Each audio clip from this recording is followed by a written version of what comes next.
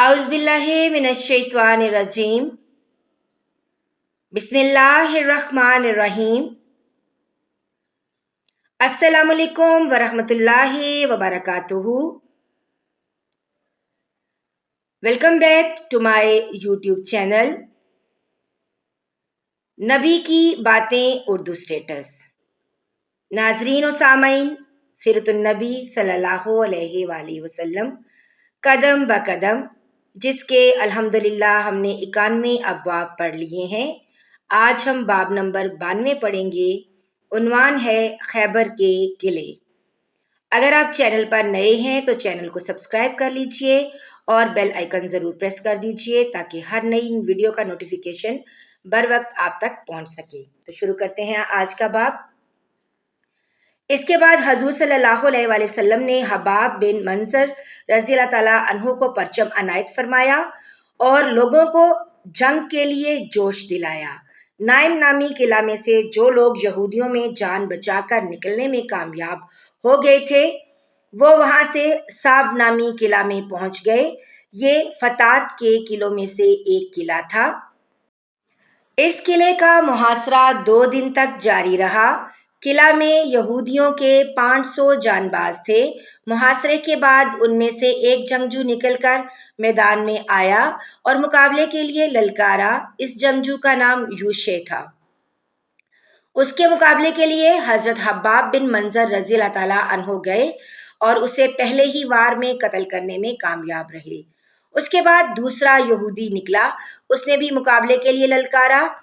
उसका नाम दयाल था। उसके मुकाबले के लिए हजरत अम्मार बिन उक़बा गफ़ारी रज़ी अल्लाह ताला अन्हो निकले। उन्होंने एकदम दयाल की खोपड़ी पर वार कर दिया और बोले, ले संभाल, मैं एक गफ्फारी हूँ। दयाल पहले ही वार में ढेर हो गया। अब यहूदियों ने जबरदस्त हमला किया। उसके नतीजे में मुसलमानों को पसपा होना पड़ा और वो इधर उधर बिखरते चले गए। यहूदी आगे बढ़ते रहे यहाँ तक कि वो रसूलुल्लाह सल्लल्लाहु अलैहि वसल्लम के पास पहुँच गए। नबी अकरम सल्लल्लाहु अलैहि वसल्लम उस वक्त घोड़े से उतरकर नीचे खड़े थे। इस हालत में हजरत हब्बाब बिन मंजर रज़ी अल्लाह ताला अन्हो पूरी तरह साबित कदम रहे और जमकर लड़ते रहे। रसूल अकरम सल्लल्लाहु अलैहि वसल्लम ने मुसलमानों को पुकारा और जोश दिलाया तो पलटकर यहूदियों पर हमला आवर हुए। उन्होंने यहूदियों पर एक भरपूर हमला किया। हजरत हब्बाब बिन मंजर रज़ी अल्लाह ताला अन्हो ने दुश्मन पर जबरदस्त यलगार की। यहूदी उस हमले की ताब ना ला सके और तेजी से पिसपा हुए, यहाँ तक कि अपनी हवेलियों तक पहुंच गए। अंदर घुसते ही उन्होंने दरवाजे बंद कर लिए। अब मुसलमानों ने यलगार की और यहूदियों को कत्ल करने लगे, साथ में उन्हें गिरफ्तार करने लगे। आखिर किला फतह हो गया। इस किले में मुसलमानों को बड़े पैमाने पर घियों, खजूरें, घी, शहद, शक्कर, जैतून का तेल और चर्बी हाथ आई। यहाँ से मुसलमानों को बहुत सा जंगी सामान भी हाथ लगा। उसमें मंजनीक, जरहें, तलवारें वगैरह शामिल थीं। इस किले से जो यहूदी जान बचाकर भाग निकलने में कामयाब हुए उन्होंने किला नामी किला में पनाह ली। ये किला एक पहाड़ की चोटी पर था। मुसलमानों ने उसका भी मुहासरा किया। अभी मुहासरे को 3 दिन गुजरे थे कि एक यहूदी हजूर सल्लल्लाहु अलैहि वसल्लम के पास आया और बोला, ए अबुल कासिम, आप अगर मेरी जान बख्शी कर दें तो मैं आपको ऐसी अहम खबर दूंगा कि आप इत्मीनान से किला फतह कर लेंगे, वरना आप अगर इस किले का 1 महीने तक मुहासरा किए रहे तो भी इसको फतह नहीं कर सकेंगे, क्योंकि इस किले में ज़मीन दोज नहरें हैं। वो लोग रात को निकलकर नहरों में से ज़रूरत का पानी ले लेते हैं। अब अगर आप उनका पानी बंद कर दें तो ये लोग आसानी से शिकस्त مان لیں گے۔ نبی اکرم صلی اللہ علیہ وآلہ وسلم نے اسے امان دے دی۔ اس کے بعد اس کے ساتھ ان نہروں پر تشریف لے گئے اور یہودیوں کا پانی بند کر دیا۔ اب یہودی قلعہ سے باہر نکلنے پر مجبور ہو گئے۔ خون ریز جنگ ہوئی اور آخرکار یہودی شکست کھا گئے۔ اس طرح مسلمانوں نے فتح کے تینوں حصے فتح کر لیے۔ اب وہ شک کے قلعوں کی طرف بڑھے۔ اس میں بھی کئی قلعے تھے۔ مسلمان سب سے پہلے قلعہ ابئی کی طرف بڑھے۔ یہاں زبردست جنگ ہوئی۔ سب سے پہلے یہودیوں میں سے ایک جنگجو باہر نکلا۔ اس کا نام غزوال تھا۔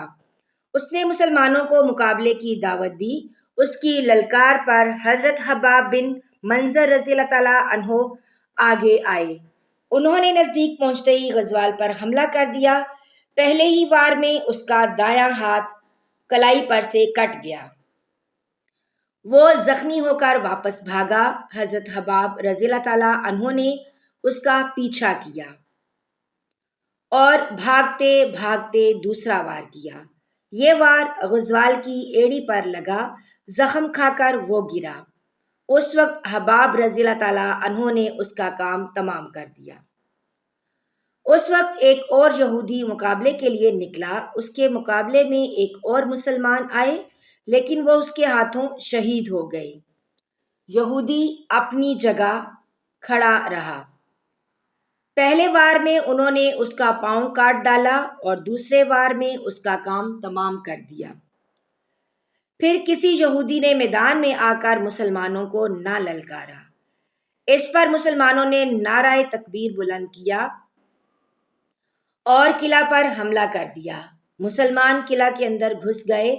ان میں سب سے آگے ابو دجانہ رضی اللہ تعالیٰ عنہ تھے۔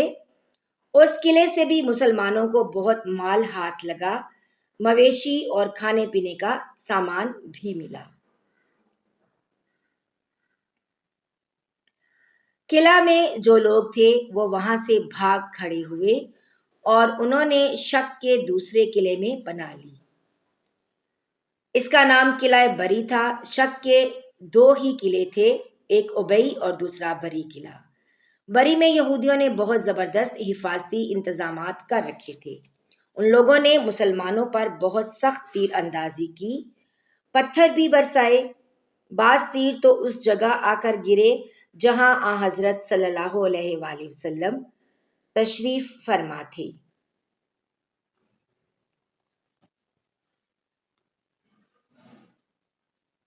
اس پر آپ صلی اللہ علیہ وآلہ وسلم نے ایک مٹھی کنکریوں کی اٹھائی اور اس کو قلعہ کی طرف پھینک دیا۔ ان کے پھینکنے سے یہ قلعہ لرز اٹھا۔ یہودی بھاگ نکلے۔ یہاں سے بھی مسلمانوں کو مال غنیمت ہاتھ آیا۔ یہودیوں کے برتن بھی ہاتھ لگے۔ آپ صلی اللہ علیہ وآلہ وسلم نے ان کے بارے میں ارشاد فرمایا کہ ان کو دھو کر استعمال میں لاؤ۔ اس طرح فتات اور شک کے 5 قلعوں پر مسلمانوں کا قبضہ ہو گیا۔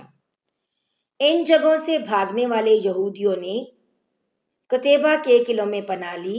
قتیبہ کے بھی 3 قلعے تھے۔ ان میں سب سے پہلے قلعے کا نام غوث تھا، دوسرے کا وطی اور تیسرے کا نام سلالم تھا۔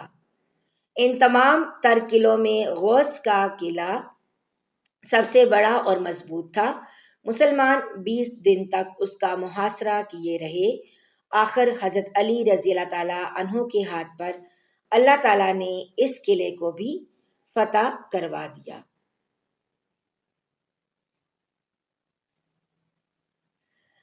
اسی قلعہ سے حضرت صفیہ بنت حی بن اخطب گرفتار ہوئیں۔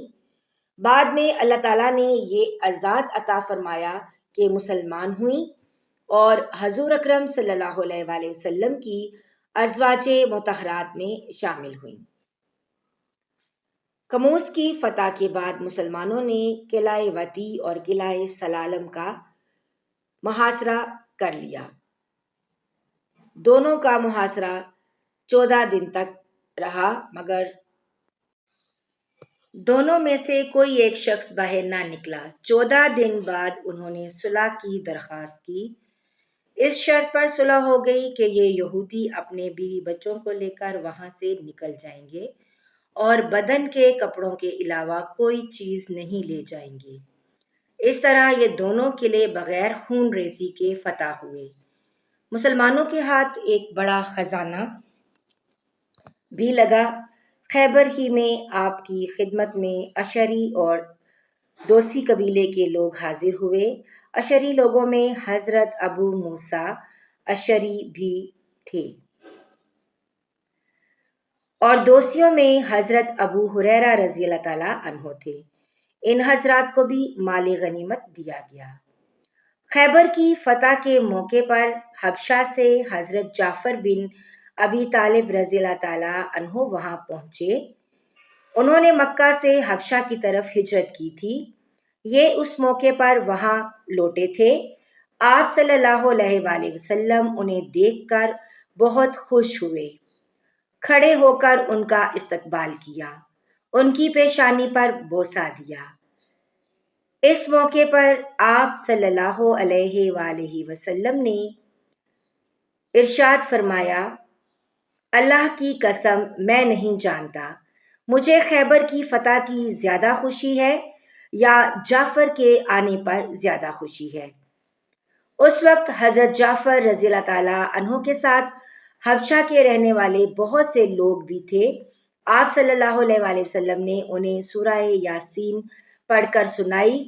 اس کو سن کر یہ لوگ رو پڑے اور ایمان لے آئے۔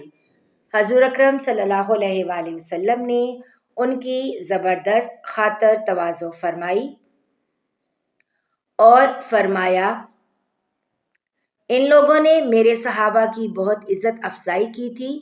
مطلب یہ تھا کہ جب مکہ کے مشرکوں نے مسلمانوں پر ظلم ڈھائے تھے تو بہت سے مسلمان حبشہ کی طرف ہجرت کر گئے تھے۔ اس وقت وہاں ان کی بہت عزت افزائی ہوئی تھی۔ حبشہ سے جو لوگ آئے تھے ان میں حضرت ام حبیبہ بنت ابو سفیان رضی اللہ تعالیٰ عنہا بھی تھیں۔ ام حبیبہ رضی اللہ تعالیٰ عنہا آن حضرت صلی اللہ علیہ وآلہ وسلم کی ازواج مطہرات میں شامل تھیں۔ حبشہ میں رہتے ہوئے ان کا نکاح آپ صلی اللہ علیہ وآلہ وسلم سے ہوا تھا۔ مکہ سے دوسری ہجرت کے موقع پر انہوں نے حبشہ کی طرف ہجرت کی تھی۔ اس وقت ان کا پہلا خاوند عبداللہ بن جہش ساتھ تھا، لیکن حبشہ پہنچ کر وہ مرتد ہو گیا تھا۔ اس نے عیسائی مذہب قبول کر لیا تھا اور اسی حالت میں مر گیا تھا، جبکہ ام حبیبہ رضی اللہ تعالیٰ عنہا اسلام پر قائم رہی تھیں۔ 7 ہجری محرم کے مہینے میں اللہ کے رسول صلی اللہ علیہ وآلہ وسلم نے حضرت عمرو بن امیہ خمری رضی اللہ تعالیٰ عنہ کو نجاشی کے پاس بھیجا تھا تاکہ وہ ام حبیبہ رضی اللہ تعالیٰ عنہا کا نکاح آپ سے کر دیں۔ چنانچہ یہ نکاح نجاشی نے پڑھایا تھا۔ اس نکاح سے پہلے حضرت ام حبیبہ رضی اللہ تعالیٰ عنہا نے ایک خواب دیکھا تھا۔ اس میں انہیں کوئی پکارنے والا ام المومنین کہہ کر پکار رہا تھا۔ اس سے ام حبیبہ رضی اللہ تعالیٰ عنہا گھبرا سی گئیں۔ جب انہیں حضور اقدس صلی اللہ علیہ وآلہ وسلم کی طرف سے نکاح کا پیغام ملا تو تب انہیں اس کی تعبیر معلوم ہوئی۔ ان کا مہر بھی شاہ نجاشی کی طرف سے ادا کیا گیا۔ شادی کا کھانا بھی انہی کی طرف سے کھلایا گیا۔ نجاشی کی جس کنیز کے ذریعے یہ سارے معاملات طے ہوئے تھے، وہ کنیز بھی اللہ کے رسول صلی اللہ علیہ وآلہ وسلم پر ایمان لے آئی تھی اور انہوں نے اپنے ایمان لانے کا پیغام حضرت ام حبیبہ رضی اللہ تعالیٰ عنہا کے ذریعے رسول کریم صلی اللہ علیہ وآلہ وسلم کو بھیجا تھا۔ آپ کو جب اس کنیز کا پیغام ملا تو آپ مسکرائے اور فرمایا، اس پر سلامتی ہو۔ ناظرین، یہاں پر آج کا باب اختتام پذیر ہوا۔